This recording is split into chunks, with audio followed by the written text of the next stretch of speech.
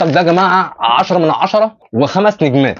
هنجرب النهارده مع بعض منتج مصري بجوده عالميه، جاكور. الكيس ده يا جماعه ب 10 جنيه.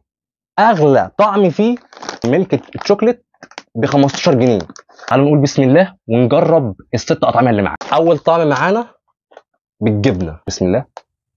طعم الجبنه باين قوي، القرمشه خفيفه هشه وطعمه 10 على 10. تاني طعم معانا بالليمون والكزبره. يا جماله يا جمال الريحه. نقول بسم الله وندوق. الطعم ده عالي قوي، لزعه الليمون بتضرب في النافوخ على طول ما بتسميش. 10 على 10. تالت طعم معانا بطعم الفلفل الحلو التايلاندي. نقول بسم الله وندوق.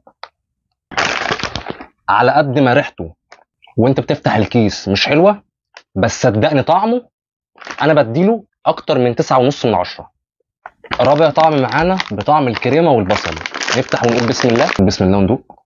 طعم البصل هنا طاغي على طعم الكريمه، حلو ولكن اديله 7.5 من 10. خامس طعم معانا بطعم الفلفل الحار. ربنا. نقول بسم الله ونجرب. حراق قوي، حراق قوي قوي. عايز حد يكون بيحب الحاجات اللي فيها شطه، ولكن انا عشان راجل محب للشطه اديله 10 من 10 مرتاح. اخر طعم معانا بطعم شوكولاته الحليب. نقول بسم الله. ده يا جماعه من يا دوبك فتحت الكيس ريحه الشوكولاته باينه جدا جدا جدا. الله، انا كاني حرفيا ماسك حته شوكولاته والله. نقول بسم الله وندوق. المنتج ده يا جماعه 10 من 10 وخمس نجمات.